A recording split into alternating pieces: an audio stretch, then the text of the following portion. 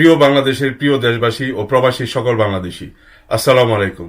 আমি রাজু আহমেদ দীপু। এই গণঅভ্যুত্থানের অনেক ইতিহাস আপনারা জানেন না, যা দীর্ঘ 5 বছর ধরে অনেক চেষ্টা করে সেটা বাস্তবায়ন করা হয়েছে। যখন মামুনুল হক গ্রেফতার হয়, আমার এক বক্তব্যে যখন 10 লাখ ভিউ হয়, প্রতিটি থানায় বাংলাদেশে মেশিন গান বসিয়েছিল। এই পুলিশ বিরোধী আন্দোলন, এই 1000টি নাগরিকের জন্য একটি পুলিশ, এই বক্তব্য তো আমি দিয়েছিলাম। সেই এক দফা যখন আমি ঘোষণা দিয়েছিলাম, তার পরবর্তীতে আপনারা সমাবেশে এক দফার কথা আপনারা ঘোষণা করেছিলেন। প্রতিটি পরিকল্পনা, প্রত্যেকটা লেখা, আমার পরিকল্পনাগুলো প্রায় কয়েকশো প্ল্যাটফর্ম জাতীয়.org-তে লিপিবদ্ধ আছে, আপনারা সেগুলো দেখতে পারেন। আমি শুধু এখন প্রকাশ করছি, আমি চাচ্ছি না দেশের মধ্যে বড় ধরনের কোনো বিশৃঙ্খলা হোক, কিন্তু সত্যিকারের ইতিহাসটা আপনাদের জানার প্রয়োজন, কারা এই গণঅভ্যুত্থান বাস্তবায়ন করেছে।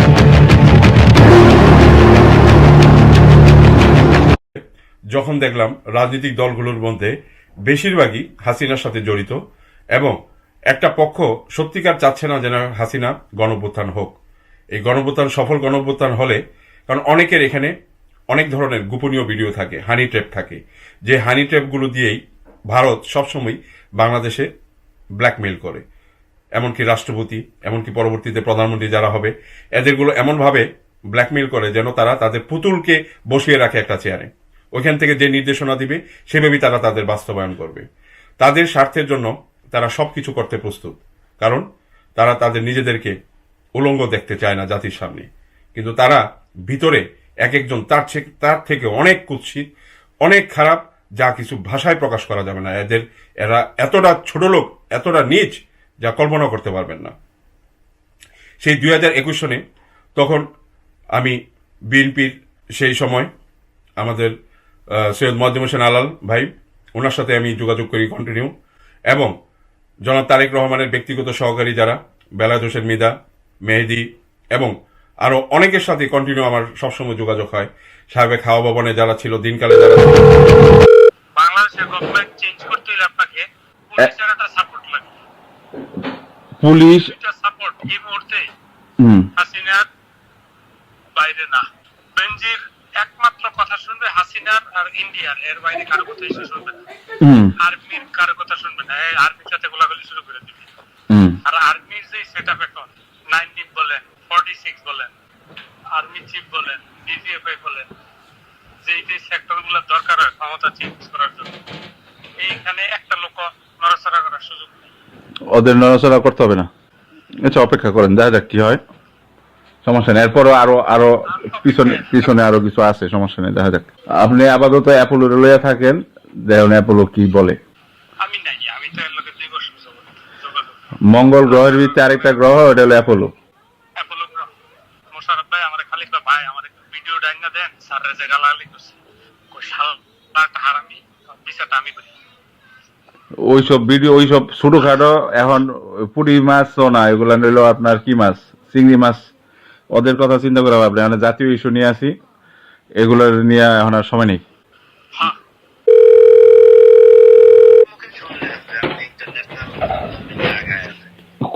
এখন ইন্টারনাল প্রিপারেশন কেমন করছেন, কোন ক্ষমতা আসবেন কবে এরকম? আমি কেন প্রিপারেশন এটা করবেন আপনি, স্ট্যান্ডিং কমিটির মেম্বার, আমরা দিনকালের কর্মচারী, আমাদের করার কি? আমরা আমার আইডেন্টি কি বলেন? আরে মিয়া, আপনি বলে আইডেন্টি, হ্যাঁ আপনি সাবেক যুবদলের নেতা। আচ্ছা, ঠিক আছে, সমস্যা নেই, ইনশাল্লাহ সাধ্যমতো চেষ্টা করতেছি। আচ্ছা, ময়মনসিংহের কৃতি সন্তান আপনি।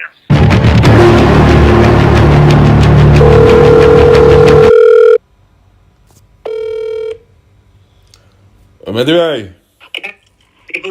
ভাই অ্যাপোলো নাকি আপনার স্যার লাগে। অ্যাপোলো তো আমার সাথে গুলিবাজি করছে, এটা জানেন আপনি? তা জানি না। জানেন না? না জানালে তো আর আমি জানবো না। আপনি আমারে তো দেননি। আমি তো জানি সব আপনারা এক। আমারে না দিলে আমি আপনার লাইবিলিটি নেই নি। আপনি আমাকে বলছিলেন একটা কথা মনে আছে, যে এখন থেকে যা দিবেন সরাসরি দিবেন। আমি কিন্তু সরাসরি মেসেজে অনেক কিছু আমি পাঠাইতাম। হ্যাঁ, উপকার।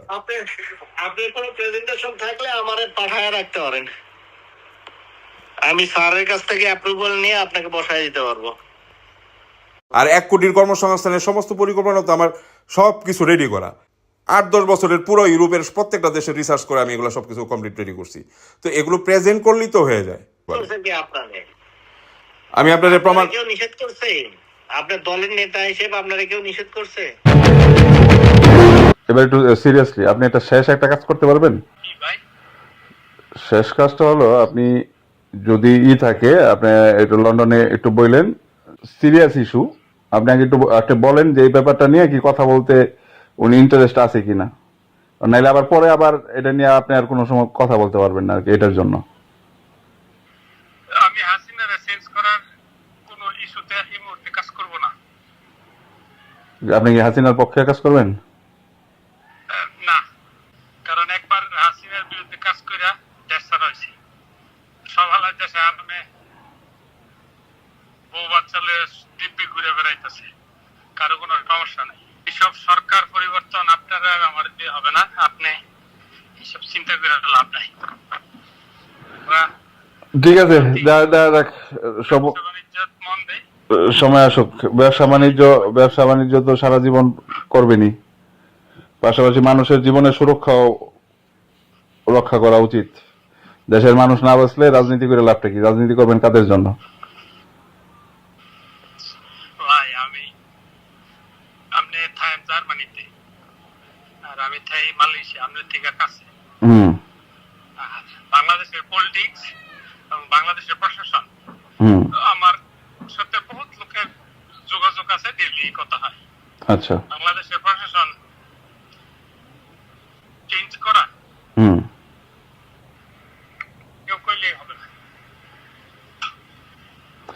দেশের মানুষ আমার চেষ্টা কিছু হবে না। দেশের মানুষ রাস্তায় নেমে গেলে সবই হবে, তো ওনার প্রশাসন এই মানবে দেশের না। মানুষ, ভাই আপনার এই দেশের মানুষ কেউ নামবে না। এই দেশের জনগণ হাসিনার পক্ষেই থাক, কোনো ক্রাইসিসে বাইরে আসে না।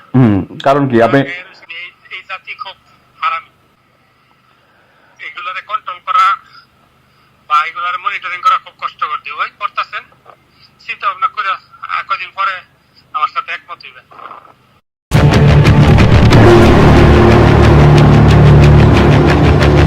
তাদেরকে বিশেষভাবে নির্দেশনা দিয়েছি এই গণঅভ্যুত্থানটাকে সফল করার জন্য। কিন্তু তারা যে ভিতরে ভিতরে হাসিনার সাথে জড়িত ছিল, এক একজন জেলখানায় থেকেও আরামে এসে থেকেছে, এদের মধ্যে যারা সত্যিকার অর্থে আমরা যারা দেশকে ভালোবাসি, যারা দলকে ভালোবাসি, যারা শহীদ প্রেসিডেন্ট জিয়াউর রহমানের আদর্শকে ভালোবাসতাম, তাদেরকে হয় নাসিরউদ্দিন আহমেদ পিন্টুর মতো মেরে ফেলতো, না হলে ইলিয়াস আলীর মতো গুম করে মেরে ফেলতো। বাট যারা সামনাসামনি দেখাতো হাসিনা বিরোধী এবং তলে তলে হাসিনার সাথে লিয়াজু করে ভারতের সাথে সুসম্পর্ক রাখতো, তারা সেই গত আওয়ামী লীগের সময় 17 বছর ব্যবসা করেছে এবং ক্ষতিগ্রস্ত হয়েছে কারা? যারা হলো অসহায় কর্মী এবং অসহায় যে সকল নেতা এবং যারা ভিতরের কূটনীতি বুঝতে পারে না তাদের।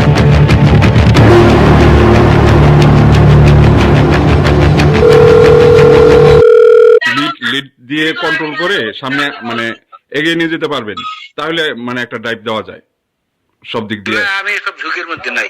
আমি আমি না না না তোমার কইতেছি না, অন্য কথা। আমি তোমার অনেক আগে কইছি দীপু, আমি এত বড় রিস্কের মধ্যে আমি নাই। কারণ আমি বিশাল রিস্ক নিয়ে চেঞ্জ করে দেবো এখানে, এরপরে দেখা যাবে যে ওই ছাড়া কি বলে যে কি কাটকি মাছ ছাড়া আর কিছু নাই আমার জন্য। বাকি সব ফ্যামিলিতে ভাগাভাগি হয়ে গেছে, ওই কামে নাই। 42 বছর ধরে দেখতেছি তো, ওর মধ্যে নাই। তাহলে তো এত এখানে যাদের জন্য করব, এরা যদি ওই রকম না থাকে তাহলে তো লাভ নেই মানুষের। এগুলো তো তোমার অনেক আগেই কইছি, তো অনেক আগেই তোমারে কইছি এই ব্যাপারে তাদের কোনো নাই, এরকম কিছু না। করলে তারা নিজেরা ডাইরেক্ট যদি করতে পারে তাহলে করবে, সেখানে আমাদেরকে কামলা লাগাইবে, কিন্তু আমরা আগে পরে কিছু করবো, ওনাদেরকে ইনভলভ করবো, এটা ওনারা করবে না। লাভ নেই, কারণ সবার লক্ষ্য একটাই, পার্সোনালি দেখি মানুষের জন্য, দেশের মানুষের লেগে কোনো কিছুই নেই। রাইট রাইট, সেটাই। ওকে, ঠিক আছে ভাই।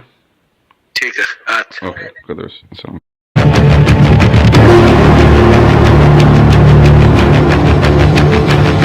কিন্তু অনেকেই যাদের কয়েক হাজার কোটি টাকার মালিক, তারা আরাম আয়েসে থেকেছে দেশের বাইরে।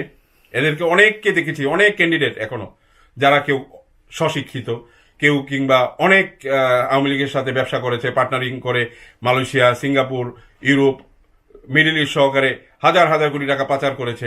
তারা কিন্তু শান্তিতে ছিল, কিন্তু আমাদের কষ্ট করতে হয়েছে। কারণ গত বিএনপির আমলে আমি নিজেও ইউরোপে পড়াশোনা করেছি। আমি তো সেই সময়, আমার বয়স এই মুহূর্তে 40, তো এই 40-এর বয়সে আমার যে আমার যে শরীরের যে এখন যে সিচুয়েশন, এই সিচুয়েশন কিন্তু প্রতিটা নিয়ত এই দেশের জন্য রিসার্চ করে, আপনাদের জন্য গবেষণা করে এবং দেশকে ভালোবেসে অনেক কিছু পরিশ্রমের কারণে কিন্তু এই পরিস্থিতি হয়েছে। আমি চেয়েছি যেন বাংলাদেশের প্রতিটি নাগরিকের সমান অধিকার নিশ্চিত করা যায়। সেই জন্য ভারতের র সহ বাংলাদেশের এনএসআই এরা প্রতিনিয়তই আমার ক্ষতি করার চেষ্টা করেছে। এমনকি জার্মানে বাংলাদেশের হাই কমিশন এবং আওয়ামী লীগের লোকজন আমাকে হত্যা করারও ষড়যন্ত্র করেছিল। সকল কিছু প্রমাণ আমার পেজে আগেও আমি প্রকাশ করেছি। এখন আপনারা গণঅভ্যুত্থানের প্রমাণগুলো দেখুন। ওই সময় আমি জামাতের সাথে যোগাযোগ করি, বিএনপির সাথে যোগাযোগ করি, সবার সাথে, কারণ আমার মিশন ছিল শুধু গণঅভ্যুত্থানকে সফল করার জন্য। কারণ দেশে যখন ছিলাম 2018 সাল পর্যন্ত দেখেছি সমস্ত আন্দোলন সংগ্রাম কিভাবে ব্যর্থ করেছে। আমার জীবনের সকল উপার্জন প্রায় 99% আমি দলের জন্য ব্যয় করেছি। প্রতিটি আন্দোলন সংগ্রামে সম্মুখ সারির যোদ্ধা হিসাবে সবগুলো মোকাবেলা করে পার্টিসিপেট করেছি, কিন্তু ভিতরে চলছিল ষড়যন্ত্র। আমি 2021 সনে তখন ভাষা সৈনিক মরহুম গোলাম আজম সাহেবের সন্তান, সুযোগ্য সন্তান জনাব আবদুল্লাহিল মোমিন আজমি ভাই, উনি আমার সাথে যোগাযোগ করে, আমি ওনার সাথে যোগাযোগ করি, ওনাদের পরিকল্পনাগুলো শুনি।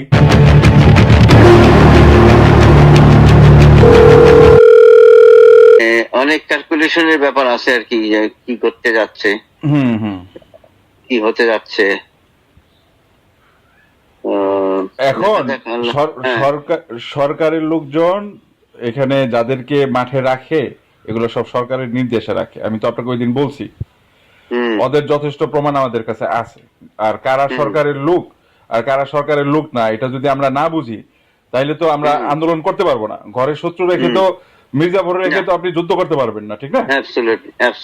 আপনাকে সবার আগে বুঝতে হবে, বাম দল যতগুলো এখন রাস্তায় আছে, যারা সরব বলেন সবসময় আন্দোলন করে, যারা ইন্ডিয়ান হাই কমিশনের সামনে পর্যন্ত চলে যায় এবং তাদেরকে কোনো গ্রেফতার করে না, বুঝতে পারছেন? এগুলো তো বুঝতে হবে আপনার, এগুলো সব সরকারের নির্দেশেই কাজ করতে যায়। ইমরান এই সরকার যেমন করছিল, ব্যারিস্টার সুমনে তারপরে করছে, এখন ওগুলোর অ্যাবসেন্টে নূরকে ব্যবহার করতেছে, আপনার ডাক্তার জাফরুল্লাহকে ব্যবহার করতেছে, সাকিকে ব্যবহার করতেছে, আরো অনেকে আছে। হ্যাঁ, তো এখানে এই জিনিসটা করতেছে, কিন্তু সরকারে করতেছে কেন? যে জনগণকে বোঝানোর জন্য কেউ কোনো আন্দোলন করতে পারবে না। এইটা একটা আইওয়াশ, আর কিছু না। তো মারতেছে সবগুলো তো এতিম ছেলেদের মারতেছে, যেগুলো বেশিরভাগই না, সবাই তো মাদ্রাসার ছাত্র, এটা তো অধিকাংশ অ্যাকচুয়ালি হেফাজত না, মুসলমানদের ধর্মপ্রাণ যারা আছে এরাও তো সমর্থন দিচ্ছে। হ্যাঁ, আর কিন্তু আপনাকে আরেকটা জিনিস বুঝতে হবে, সাধারণ মানুষ কিন্তু মাঠে নামবে না। প্রথমে সাধারণ মানুষ নামে কখন? যখন কেউ আহ্বান করে, মোটামুটি 50,000-এর মতো মানুষ যখন রাস্তায় সমাবেশ মানে সমাগম হয়ে যায় ঢাকার ভিতরে, তখন যখন ডাক দিবে গণ অভ্যুত্থানের, হ্যাঁ গণ অভ্যুত্থান শুরু হয়েছে, আপনারা নামুন, তখন কিন্তু সাধারণ মানুষ নামবে, এর আগে কিন্তু নামবে না, অবশ্যই নাকি? তখন আমি নিশ্চিত হই যে সমস্ত পরিকল্পনাগুলো আমাদের একটা ব্যাকআপ লাইনের প্রয়োজন।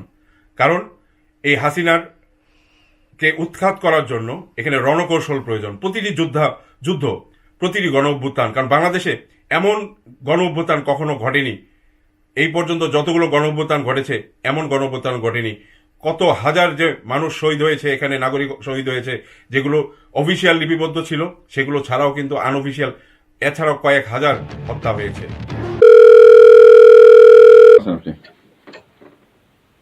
আলহামদুলিল্লাহ, শেষ।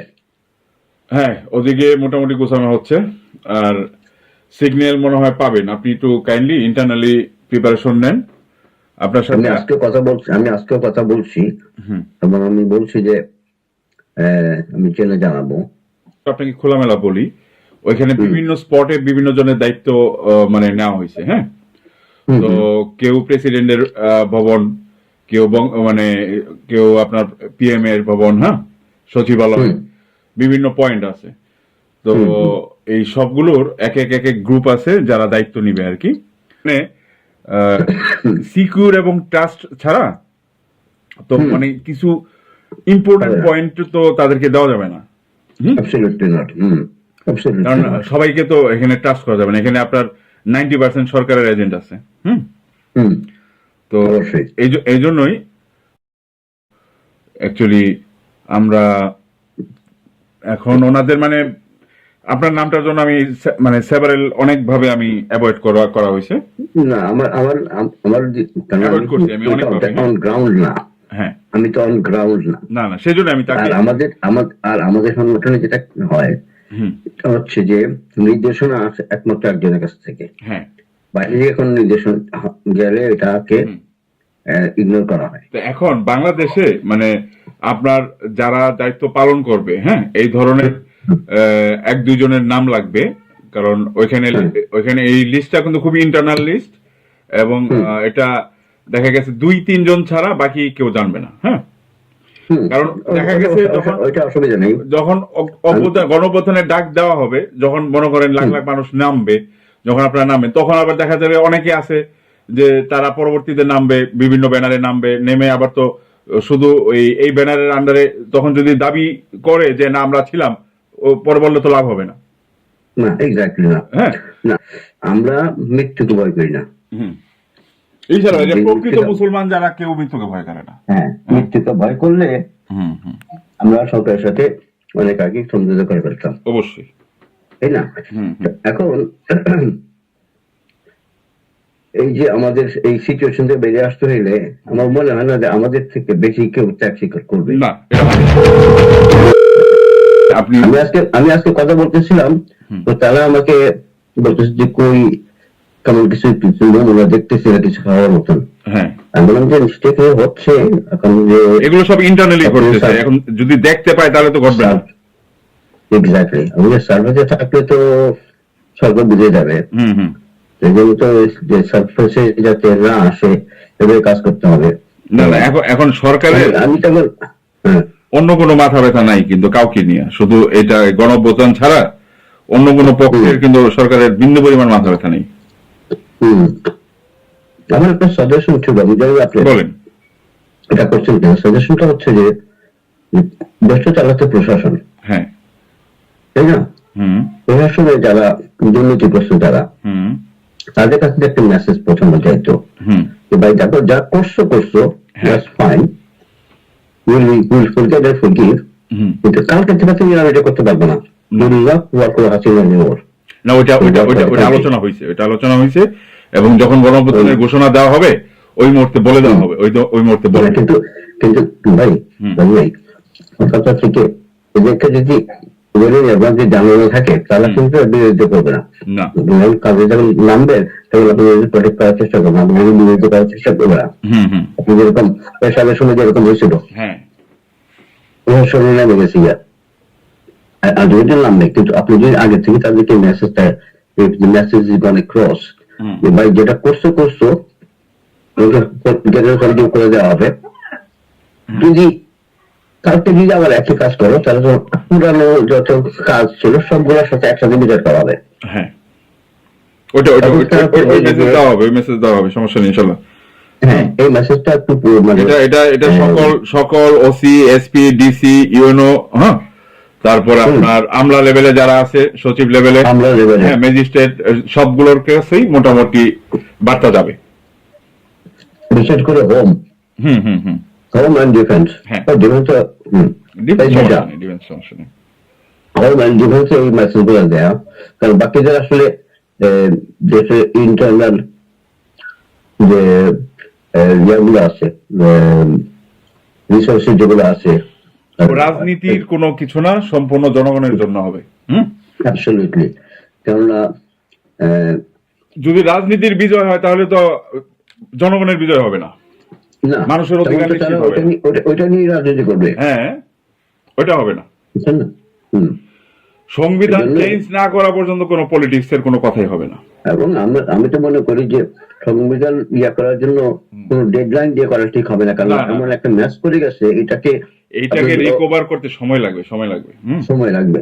এটাকে যদি রিস্ট্রাকচার করতে হয়, সিস্টেমটাকে যদি জনমুখী করতে হয়, it's a huge task, massive task. এবং এটাকে আমি তো মনে করি যে জনগণের কাছ থেকেও কিছু আসা দরকার যে কি রকম সংবিধান তারা চায়, মানে এমন ভাবে সংবিধান করা দরকার যে ওইটা দেখেন আপনি এখন যে দেশে আছেন, এই দেশে যে রকম সুযোগ সুবিধা পাচ্ছেন, যখন বাংলাদেশের নাগরিকদেরকে ওই ধরনের সুযোগ সুবিধার ব্যবস্থা করা হবে তখন মানুষ হ্যাঁ। বুঝতে পারবে অ্যাকচুয়ালি কি তাদের হ্যাঁ। জন্য ভালো এবং কি তাদের জন্য খারাপ, নাকি? হুম হুম তা এখন ওই জিনিসটা জীবনে ওরা পায় নাই, বিগত দিনে স্বাধীনতার পর থেকে সত্যিকার অর্থে পায় নাই কেউ। তাই না? হ্যাঁ, না আপনি পাইছেন না আমরা পাইছি, কেউ পাই নাই। তো কেন পাই নাই, সেই সেই ইগুলোকে নির্মূল করেই তো সংবিধানটাকে সংশোধন করা হবে, নাকি? এখন ব্রিটিশরা Absolutely. যে রুল ওইখানে করে দিয়ে গেছে, ব্রিটিশরা তাদের দেশে তো ওই রুল চালাচ্ছে না। না, সবকিছু পরিবর্তন করে গণতন্ত্রের ধারা ফিরায় নিয়ে আসতে হবে, যেন উইলিংলি মানুষ সৎ সাহসে ভোট দিতে পারবে এবং যাদের যোগ্যতা আছে তারা ক্ষমতা আসবে, কোনো সমস্যা নেই। এক্স্যাক্টলি। যদি জনগণ যদি চায়, জনমুখী যদি সংবিধান থাকে, জনগণ যাকে চাইবে সে আসবে। ঠিক আছে, সমস্যা নেই তো। আপনি আপনার আসনে যদি আমি বলেছিলাম, আপনি না আমার কথা হলো, আমি- আপনার আসনে আপনি যোগ্য, আপনাকে ভোট দিবে, আপনি পাশ করে বের হয়ে যান, ফিনিশ। এক্স্যাক্টলি। যেটা অন্যান্য রাষ্ট্রে যেভাবে হচ্ছে, নাকি? ওইটা ওইটা ওইটা ওইটা পরে, এখন আগে শেখ হাসিনাকে আগে বের করতে হবে। ডাইরেক্ট সরকারের লোক, কার লোক মানে কি? ডিজিএফ এর লোক। কারা ডিলিং করতেছে, নুরের কারা মনিটরিং করতেছে? সম্পূর্ণ ডিজিএফ সম্পূর্ণ। তো নূরের কেন, মানে সরকার তো শত শত লোকের খাইয়ে ফেলছে না? হ্যাঁ নূরের কিছু কয় না, কে নূরের এনে নূরের বেলা ফালা ভিতরে আমাদেরকে থামায় রাখছে। হ্যাঁ, তো এইটা তো অনেক আগে থেকে আমি বলতেছি। মানুষ সাধারণ মানুষকে ডাইভার্ট করে নূরের দিকে নিয়ে গেছে। হ্যাঁ, যে নূর কি কয় এটার দিকে মনোযোগ দিয়ে রাখছে। আমার স্যার কি কইতেছে, বিএনপি মহাসচিব কি কইতেছে, এগুলোর প্রতি মানুষের আগ্রহ নাই। নূরের হিট করে সামনে নিয়ে আসে, বুঝলেন? এখন শুনেন, নূর যে সরকারের দালাল, শুনেন নূরের মুখের স্বীকারোক্তি এক জায়গায় দিছে, ওইটা আমার কাছে পাঠাইছে, বুঝছেন? এবং নূরের যে অফিস প্রতি মাসে 70,000 টাকা ভাড়া দিতে হয়, ওটা ডিজিএফআই দেয়। তার নতুন অফিসে 5টা এসি লাগাইছে, ডিজিএফআই প্রতি মাসে তাকে কস্টিং দিতেছে, এবং সে যেসব টাকাগুলো কালেকশন করতেছে এগুলো আবার ডিজিটাল কারেন্সিতে আরেক জায়গায় রাখতেছে, বুঝছেন? তো এখানে তো নূর এই যে ফালতু সাকি, এগুলোর সমস্ত স্ক্রিপ্ট এবং সরকারের স্ক্রিপ্ট সব মিলা আসতে হবে আপনারা কি করবেন, এই বিগত দিনের বিএনপির যে ভুল এগুলো আপনাদের স্বীকার করতে হবে, দলের কিছু দালালদেরকে চিহ্নিত করতে হবে, এদেরকে সরাইতে হবে, তারপর জনগণ অল্টারনেটিভ ভাবে আপনাদেরকে বুকে টানাইতে বাধ্য। কিন্তু এমন সিস্টেম করতে কর্ম করার পরে, শুনেন, করার পরে কি হবো, আমি থাকবো সরকারের 1 নাম্বার বিলেন, যা দেবো আমি আমার দলের যেসব দালাল চিহ্নিত আছে এদেরও হয়ে যাবো আমি 1 নাম্বার বিলেন, মানে সব শত্রু পরে আমার থাকবে। কাছ থেকে 500 কোটি টাকা ডিলিং 500 কোটি টাকা কি হবো? সেই 500 কোটি টাকা চায়নারে আমার বিরুদ্ধে নিয়ে গেল, ইন্ডিয়ার বিরুদ্ধে নিয়ে গেল। এখন আন্তর্জাতিক কমিটির চিফ বানাইছে আমির খসরু। হ্যাঁ, ইন্ডিয়া যায়। আচ্ছা, আপনার বসের তো এখানে পলিটিক্যাল স্ট্যাটাস হয়ে গেছে না? হ্যাঁ, ওটা তো অনেক আগে। তাইলে উনি সবসময় ওইখানে বৈশা থেকে ভার্চুয়ালের মিটিং, কারণটা কি? ওনার উচিত ছিল প্রত্যেকটা দেশে গিয়া অপোজিশন, তারপর গভর্নমেন্ট পর্যায়ে যারা আছে তাদের সাথে কমিউনিটি একটা ভালো একটা বিল্ড আপ তৈরি করা, মিটিং করা, আন্তর্জাতিক ভাবে আগে যাওয়ার উচিত ছিল না তার? লন্ডনে তো অ্যাডভাইজার বানাইছে, লন্ডনেই কোনো এমপি মন্ত্রীর সাথে মিটিং করতে পারে নাই। কেন? না পারলে টনি ব্লেয়ারের সাথে করতে, না পারে বরিস জনসনের সাথে করতে। একটা দলের থেকে একটা ব্যক্তি যে প্রটেস্ট করবে, মানে মানুষের জন্য, জনমানুষের, সাধারণ মানুষের জন্য কথা বলার কি একটা লোক নেই দলটার মধ্যে? থাকলে তো কমে যেতে চাইছেন, তাহলে জার্মানিতে যে বললেন লাগে। সেটা নাই, বললাম যে অল্টারনেটিভ এই মুহূর্তে যদি কোনো কিছু না করে তাহলে ভুল হবে, তাইলে পরবর্তীতে যাও 10 বছরের আশা পরে 20 বছরের কাম হইব না, এমন অবস্থা হইব। এই দলে কেউ কোনো কিছু আগ্রহ করতেছে না, করতে গিয়া বিরোধী বর্ষি যা করছি। আবার কেউ করতে গেলেও তো সহযোগিতা করে না।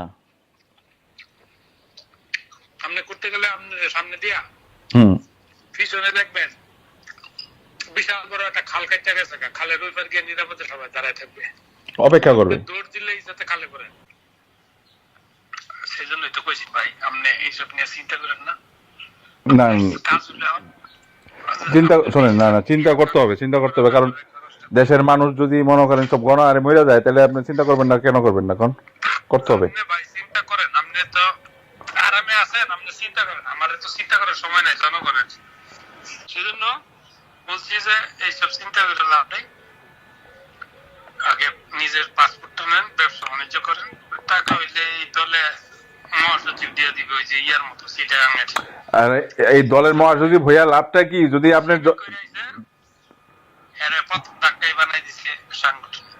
যদি দেশের জন্য কিছু না করা যায় এই মুহূর্তে, আপনার মহাসচিব হইয়া লাভটা কি? লাভ তো আর জানি না। আরবিতে তো উত্তর পাড়া গরম হয়ে রয়েছে, ইন্ডিয়ান লবি আর চায়না লবি। হ্যাঁ, শেষ পর্যন্ত কি হয় বোঝা মুশকিল। না হ্যাঁ, টেক ওভার হয়ে যাবে। হ্যাঁ, এখন যদি টেক ওভার হয় তাহলে সমুদ্রের মাঝখানে আইসা এখন হাল ছাড়ার মতো কোনো স্কোপ নেই, একটা কিছু তো করতে হবে। করেন আপনি, আমি করবো, আর কোথায় আসলে জানায় না। আমি করব ক্ষমতায় আসলে, জানেন না? ক্ষমতায় যা কিছু করতেছি তো আপনাদের জন্য করতেছি, আমার জন্য করতেছি না, আমার জন্য আপনি 1-5 সেকেন্ডের জন্য করেন, আমার জন্য যদি করার ইচ্ছা থাকে আমার বিচার ব্যবস্থা করেন ওইখানে। আপনি ক্ষমতায় আসার জন্য, আমার জন্য ক্ষমতায় আসার কোনো দরকারই নেই। সারা জীবন কি বাইরে থাকবেন? ভাই সারা জীবন বাইরে মানে কি, আমি আর দেশেই যাবো না, দেশে মুক্তেও যাবো না। যে ইন্ডিয়ারে দিছে চট্টগ্রাম পোর্ট এবং দিছে হইলো মিরেশ্বরাই অর্থনৈতিক জোন। আপনি বুঝেন, মিরেশ্বরাই হইলো চিটাং বন্দর যাবে প্ল্যান। আর এদিকে তো ফেনী দিয়ে বর্ডার আছে, বাই রোডে যেতে পারবে। এদিকে ইন্ডিয়া এদেশে প্রশাসনের সাজানো ম্যাক্সিমাম হইলো ইন্ডিয়ান, এটা ভাঙ্গা চুরা করা কষ্টকর আছে। আপনারা তো যে মাঝে মধ্যে কোন হয়ে যেতেছে, আপনারা ইন্টারনাল খবরটা আগে নিয়ে। ইন্টারনাল খবর নিছি, ইন্টারনাল খবর কথা বলছি। ইয়া করলাম, হ্যাঁ তুমি সব ঠিক হয়ে যেতেছে, এগুলো ভাই কিচ্ছু হইবে না। ইন্ডিয়ার তো ক্লিয়ারেন্স না দিবে, সিগন্যাল না দিবে বাংলাদেশের প্রশাসন, আপনারা কিচ্ছু করতে পারবেন না। আপনারা ওইটা কাজ করেন। রাস্তা পরিবেশ নাই, কারণ হাসিনার প্রশাসন এমন ভাবে সাজাইছে, আমরা একেবারে সিলের মতো টান দিয়ে উড়াই দিয়ে যাবো।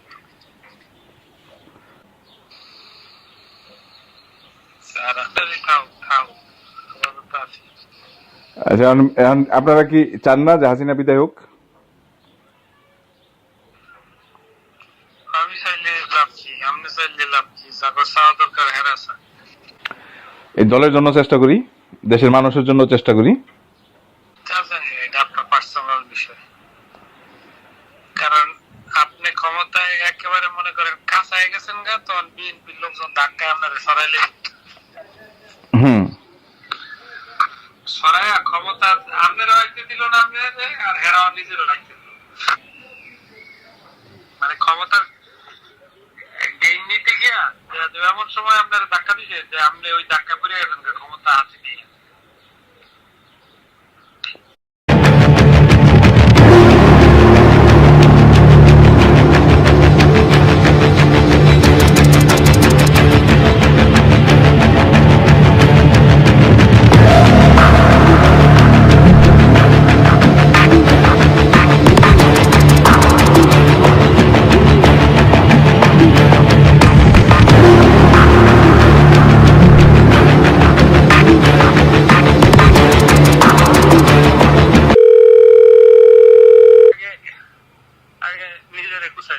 আচ্ছা, সমস্যা নেই।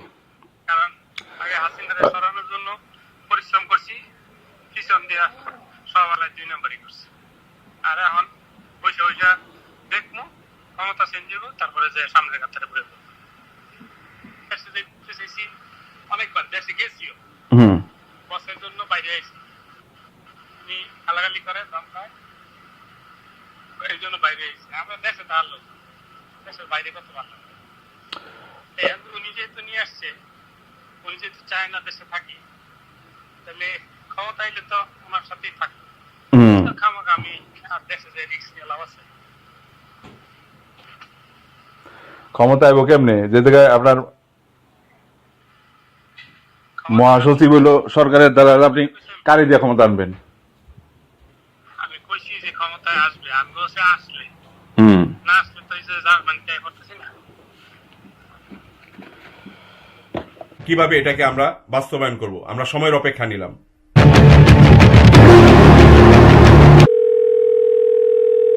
এখন আপনারা মোটামুটি সম্পূর্ণ গুছানো, পরবর্তীতে যারা আসবে অথবা যারা মনে করেন অন্য কোনো ব্যানার নিয়ে পার্টিসিপেট করবে, দে আর নট অ্যাকসেপ্টেবল টোটালি।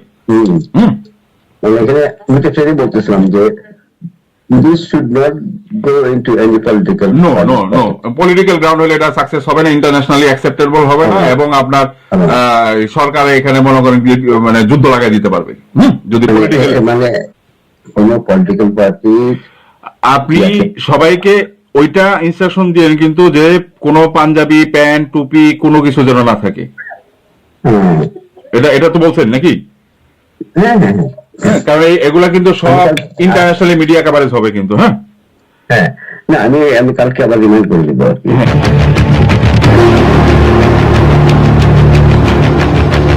আপনারা চান না দেশের মানুষ বেকার মুক্ত হোক, আপনারা চান না দেশের মানুষ মৌলিক অধিকার নিশ্চিত হোক, সেগুলো চাইলে আপনাদের পিছনে এভাবে ঘুরবে কিভাবে? আপনারা তো চান আপনারা রাজার মতো চলবেন আর বাকি সবাই প্রজার মতো থাকবে। আপনারা চান বাকি কারো কোনো হত্যার বিচার হবে না, দর্শনের বিচার হবে না, শুধু আপনাদের ইচ্ছা মতো দেশ চলবে। আপনারা চান না প্রশাসন পরিবর্তন হোক, আপনারা চান না সংবিধান পরিবর্তন হোক, আপনারা চান না চুপুর পরিবর্তন হোক, আপনারা চান না আগামীর বাংলাদেশ একটা নিরাপদ বাংলাদেশ হোক। তাহলে কিসের জন্য আপনারা এসব নাটক করছেন? এই গণ অভ্যুত্থানের হাসিনার গণভবনের সকল নথি আমার কাছে, এই গণভবনের হাসিনার প্রথম প্রধানমন্ত্রী সনদ আমার কাছে, এই গণ অভ্যুত্থানের শেখ মুজিবুর রহমানের 1962 সনের অরিজিনাল নথি সমস্ত কিছু আমার কাছে, শেখ হাসিনার দাদার চিঠি পর্যন্ত আমার কাছে, সকল শীর্ষ সন্ত্রাসীর ডাটা আমার কাছে, বাংলাদেশের সকল বিসিএস অফিসার কারা কোন পক্ষের সেই নথি আমার কাছে। বাংলাদেশের সমস্ত কিছু একটি সিস্টেমিক এবং প্রতিটি নাগরিকের হাতে ক্ষমতা দেওয়ার জন্য জাতীয়.orgর মধ্যে প্রায় 100-র উপরে প্ল্যাটফর্ম তৈরি করেছি আমি নিজে, যেন মানুষের জবাবদিহিতা নিশ্চিত করতে পারে, কেউ যেন চাঁদাবাজি না করতে পারে, কেউ যেন ধর্ষণ না করতে পারে, কোনো একটা পুলিশ যেন অপরাধ করে সে অন্য একটা এলাকায় ট্রান্সফার হয়ে যেন সে জবাবদিহিতা নিশ্চিত করতে পারে, তাকে যেন জবাবদিহিতা নিয়ে আসা যায়। প্রতিটি প্রশাসনকে এমন ভাবে এই রাষ্ট্র কাঠামো তৈরি করেছে যে এক এলাকার চোরকে আরেক এলাকায় পাঠানো হয়, সেখানে চুরি করা এলাকায় বিসিএস অফিসারকে তাদেরকে নিজ নিজ এলাকায় কেন দায়িত্ব দেওয়া হয় না? কারণ আপনাদের চুরি, রাষ্ট্রের কূটনীতি, আপনাদের রাষ্ট্রের লুট ধরা পড়বে দেখে।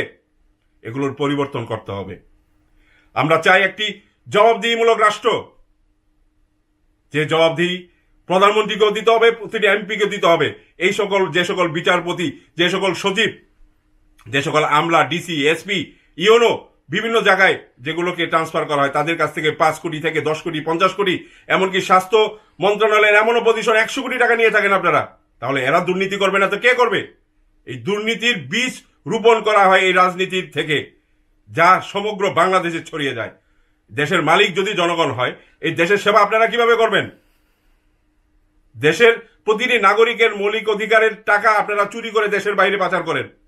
যে গণ অভ্যুত্থানে আপনারা চান নাই, যে গণ অভ্যুত্থানে আপনাদের ন্যূনতম কন্ট্রিবিউশন নাই, যেখানে আপনারা হাসিনার সাথে মিলে আছেন, যেখানে আপনারা ভারতের সাথে মিশে আছেন, সেই বাংলাদেশে আপনাদের কোনো অধিকার নেই। আমরা আমাদের অধিকার, আমরা বীর যোদ্ধা, আমরা এই দেশের একজন যোদ্ধা। আমাদের কষ্ট, আমাদের ধৈর্য, সেগুলো গোলা বারুদ হয়ে আসে। এই দেশটাকে নিয়ে ছিনিমিনি খেলার কোনো অধিকার নেই আপনাদের। কারো বাবা মা প্রধানমন্ত্রী রাষ্ট্রপতি থাকলেই যে তার সন্তান সেই ধরনের যোগ্য, তা কিন্তু না। তাহলে কোনো রিক্সাওয়ালার ছেলে বিসিএস ক্যাডার হতো না। এটাকে পরিবারতন্ত্রের এই রাজনীতি বন্ধ করতে হবে, যেখানে আমি এই 25 বছর আমার জীবনের সকল সময় দেওয়ার পরেও, আমার জীবনের সকল উপার্জন দেওয়ার পরেও, এত ত্যাগ বিসর্জন দেওয়ার, সকল ভাবে আমাকে নির্যাতিত করা হয়েছিল, সকল কাজে বাধা দেওয়া হয়েছিল, এত অপমান, এত অপদস্থ হওয়ার পরেও আমি কেন এখন পর্যন্ত বাংলাদেশে আসতে পারছি না? আমার মতো একজন কর্মী, দেশের একজন নাগরিক যদি এইভাবে নির্যাতিত হয়ে, অবহেলিত হয়ে এবং কুণ্ঠাসা হতে পারে, তাহলে আপনাদের কাছ থেকে দেশের নাগরিকরা সেবা পাবে কোত্থেকে? আমি এর বিচার আমি মহান আল্লাহর কাছে আমি দিতে চাই। অভিশাপ আপনাদের সকলের মাঝে থাকবে। প্রতিটি নির্যাতিত নেতাকর্মীদের অভিশাপ আপনাদের মাঝে থাকবে। প্রতিটি অসহায় নাগরিকের মৌলিক অধিকারের বাস্তবায়নের যে বাধা আপনারা দিচ্ছেন, যে বাধা আপনারা দিয়েছেন, যে ষড়যন্ত্র আপনারা করেছেন, এটার বিচার এই দুনিয়ায় যেন আল্লাহ আপনাদেরকে দেখিয়ে দিতে পারে। ইনশাল্লাহ এই বাংলাদেশকে একটা ইনসাফের রাষ্ট্র আমরা অবশ্যই যেন সবল করতে পারি, সেই জন্য আমি প্রতিটি দেশের প্রতিটি নাগরিককে আমি আহ্বান জানাবো, এই পলিটিক্যাল ম্যানিপুলেশন যারা করছে, যারা দেখাচ্ছে এটা করবে সেটা করবে, তাদের করার আগে তাদের জবাবদিহিতা নিশ্চিত করা হোক, তাদের দুর্নীতির বিচার করা হোক, তাদের সকল হিসাব নিকাশ দিতে হবে, তাদের পূর্বের সকল দুর্নীতি, পূর্বের যত ধরনের হত্যা যজ্ঞ করেছে সেগুলোর বিচার নিশ্চিত করতে হবে। এরা এক একজন দ্বৈত নাগরিক, এরা বিদেশের নাগরিক। যারা দেশকে ভালোবাসে সে কখনো দেশের বাহিরের নাগরিকত্ব নিতে পারে না। আমিও তো রাজনীতিক আশ্রয়ে আছি, আমার স্ত্রী সন্তান সবাই এই দেশের রাজনৈতিকভাবে ইউনাইটেড নেশনের পাসপোর্ট আমরা ব্যবহার করছি। কোথায়? আমরা তো এই দেশের নাগরিকত্ব নিচ্ছি না। আমি আমার দেশকে ভালোবাসি, আমি অন্য দেশের নাগরিকত্ব কেন নিব? যে কিনা অন্য একটা নিজের সুরক্ষার জন্য অন্য দেশের নাগরিকত্ব নিতে পারে, সেই বাংলাদেশ নিয়ে চিন্তা ভাবনা করে কিভাবে? যারা চায়নি আপনি বাংলাদেশে প্রত্যাবর্তন করুন, আপনি তাদেরকে নিয়ে ব্যস্ত। আমি চেয়েছিলাম যেন আপনি দ্রুত বাংলাদেশে প্রত্যাবর্তন করুন। ডক্টর ইউনূস যখন লন্ডনে গেল তখন আমি কিন্তু বলেছিলাম আপনি যেন তার সাথে দেখা করতে পারেন। আপনি দেশনেত্রী বেগম খালেদা জিয়ার সাবেক প্রেস সচিব মারুফ কামাল সোহেল ভাই, উনি আমার সাথে যখন কথা বলল, ওনাকে বললাম ম্যাডামকে বোঝানোর জন্য, দেশনেত্রী বেগম খালেদা জিয়াকে উনি বুঝিয়ে আপনাকে কিন্তু ম্যানেজ করেছিল যেন ডক্টর ইউনূসের সাথে আপনি বৈঠকে বসুন। সবকিছু করার পরেও আপনি, আপনার মনে আছে, আমি সরাসরি কারো ক্ষতি করতে পারি না, যে ম্যাডাম অসুস্থ, ম্যাডাম তো সাংঘাতিক অসুস্থ, চলতে ফিরতে পারে না, শেষ, তার মানে ম্যাডাম শেষ। আমাদের প্রধানমন্ত্রী হওয়ার মতো আমাদের কেউ নাই, আমাদের মন্ত্রিসভা তৈরি করার মতো যোগ্য লোক আমাদের মধ্যে নাই। এখন এই জিনিসটা হচ্ছে ইন্টারন্যাশনাল কমিউনিটির মাঝে এটা আছে। আর বিএনপির আসলে কোনো নেতৃত্ব, যখন হাসনাত নাহিদদের সাথে আপনি ভিডিও কনফারেন্সে কথা বললেন, ওয়াহিদুজ্জামান অ্যাপোলো যে আপনার সাথে ব্যবস্থা করলো, এই অ্যাপোলো তো বলেছে যে এই দলে প্রধানমন্ত্রী হওয়ার মতো কেউ নেই। আপনি কি তার বিচার করেছিলেন? সে এত এত কথা বলেছে, সেটা আমি এখন প্রকাশ করতে চাই না। আপনাকে, আপনার মধ্যে যদি এইটুক সেন্স থাকতো, তাহলে এই সকল বাচ্চারা যাদের সাথে আপনি অনলাইনে মিটিং করলেন, তাদেরকে একটা গণঅভ্যুত্থান পরবর্তী দেশ যেখানে হাসিনা বিদায় নিয়েছে, যেখানে কেউ নেই, আপনি এই বাচ্চা ছেলেদেরকে আপনি কিভাবে বলেন যে তোমরা দ্রুত ইলেকশনের ব্যবস্থা করো? এইটুক সেন্স তো আপনার থাকা উচিত ছিল। আপনার তো উচিত ছিল যে তৎক্ষণাৎ আপনাকে বাংলাদেশে প্রত্যাবর্তন করে সবকিছু ব্যবস্থাগুলো নিজে মনিটরিং করে একটি নির্বাচনমুখী একটা পরিস্থিতি, সিচুয়েশন তৈরি করার জন্য। আপনি তো তা করেননি। আপনি মনে করেছেন তারা হিরো। তাদের পিছনে কে ছিল আপনি কি জানেন? জানার চেষ্টা করেছেন? তাদের পিছনে কে ছিল তারা কি আপনি কি জানার চেষ্টা করেছেন? চানখার বলে তাদেরকে কে রক্ষা করেছিল সেগুলো কি আপনার জানার চেষ্টা করেছেন? 4 লক্ষর উপরে এই প্রাইভেট ইউনিভার্সিটির যে সকল শিবিরের যেসব ছেলেরা নেমেছিল সেগুলোর খবর আপনি জানেন? এখানে কত মহিলারা নেমেছিল সেগুলো আপনারা জানেন? আপনাকে তো বলেছিলাম আমি, আপনার বন্ধুকে দিয়ে পর্যন্ত, আপনার এপিএস দিয়ে পর্যন্ত আমি 15 জুলাই চেষ্টা করেছি আপনি গণভবন, বঙ্গভবন ঘেরাও দেওয়ার জন্য একটা ডাক দিন। আমি তো আপনাকে নায়ক বানাতে চেয়েছিলাম। আপনার জন্য আমি নিজে কোনো ভিডিও বক্তব্য দিইনি, যেখানে আমি গত 5 বছর গণঅভ্যুত্থান নিয়ে আমি সবসময় বক্তব্য দিয়েছি। আপনি আছেন 31 দফা নিয়ে। বাংলাদেশের নাগরিকদের মৌলিক অধিকার রক্ষা করার প্রতিশ্রুতি আপনি দিতে পারবেন? যেখানে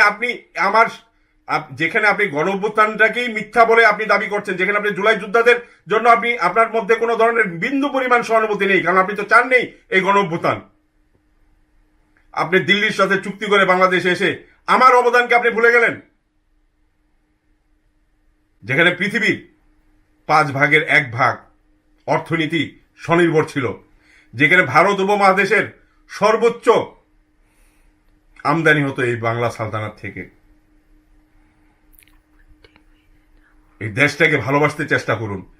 শুধু অভিনয়ের মাধ্যমে নয়, কাজে পরিচয় দিন। জনগণেরটা খাচ্ছেন, জনগণেরটা লুণ্ঠন করছেন, জনগণের টাকা চাঁদাবাজি করছেন, জনগণের কাছ থেকে কমিশন খাচ্ছেন, এবং যারা চাঁদাবাজি করতে পারে তাদেরকে আপনি ভালোবাসেন। দেশপ্রেম কি অপরাধ? প্রত্যেকটা দেশপ্রেমিকদেরকে আপনারা মেরে ফেলতে চান? তাদের আইডিয়াগুলোকে চুরি করে তাদেরকে মেরে ফেলতে চান? তাদেরকে দেশ আসতে দিতে চান না? কিসের অধিকার? আমার মতো এত কিছু করেন নাই। গণভবনের নথি তো আপনার কাছে নাই। 5 বছর তো হাসিনা রেসিল্লানি আপনি দেন নাই। আপনার কইছে কি ওইগুলো করতে অফিসিয়াল কেউ এগুলো না করলে কি আপনার সারে বাংলাদেশে আসতে পারতো? এইসব ফালতু কথা কেন না, ফালতু কথা আমার শোনায় না। আপনার মন চাইছে আপনি করছেন, এটা আপনার বিষয়। আপনাকে অফিসিয়াল দায়িত্ব দিছে, অফিসিয়াল দায়িত্ব যাদেরকে দিছে তারা কি সঠিকভাবে কাজ করতে পারছে? অফিসিয়ালি তাহলে আপনি কাউরি কিছু বলতে পারবেন না। আপনার মন চাইছে, আপনার দেশের জন্য ভালোবাসছেন, করছেন, শেষ। এটা নিয়েই থাকেন। আসসালামু আলাইকুম। আমার জন্য দোয়া করবেন, এবং আমি চাই সত্যিকারের ইতিহাস প্রকাশিত হোক।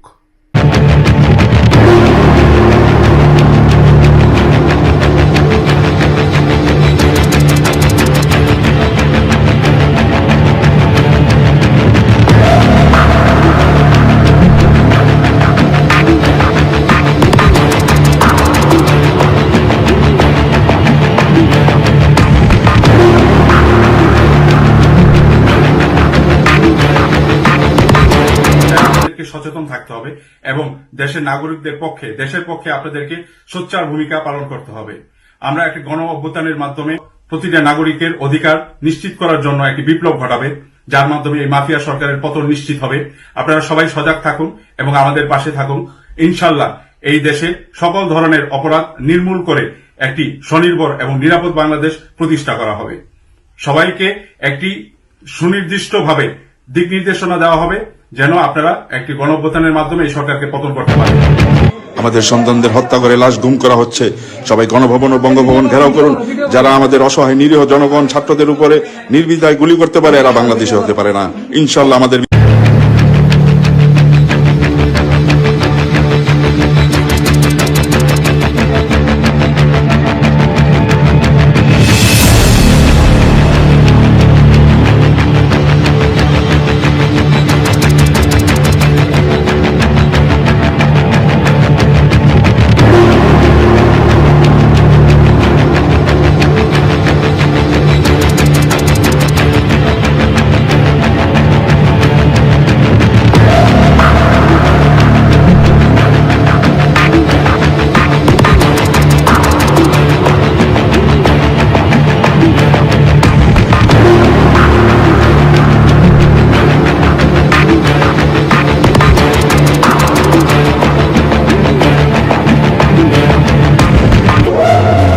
বাংলার বীর জনতা প্রতিটি ঘরে ঘরে আজ এই মুক্তিগামী জনতা এক হয়ে হবে এবং এই মাফিয়া সরকারকে বিচার করার জন্য, গণ অভ্যুত্থানের জন্য প্রস্তুতি নেন। এবং যারা এই সরকার, মাফিয়া সরকারকে যারা সহযোগিতা করছে, বিভিন্ন আলেমদের, বিভিন্ন সাধারণ মানুষদের যারা মান সম্মান নিয়ে টানাটানি করছে, ঘরের বউদেরকে নিয়ে টানাটানি করছে, ঘরের মা ছেলেদেরকে, মা মেয়েদেরকে, এদেরকে নিয়ে টানাটানি করছে, এদের বিচার করুন। যেখানে যাকে পাবেন সেখানে বিচার করুন।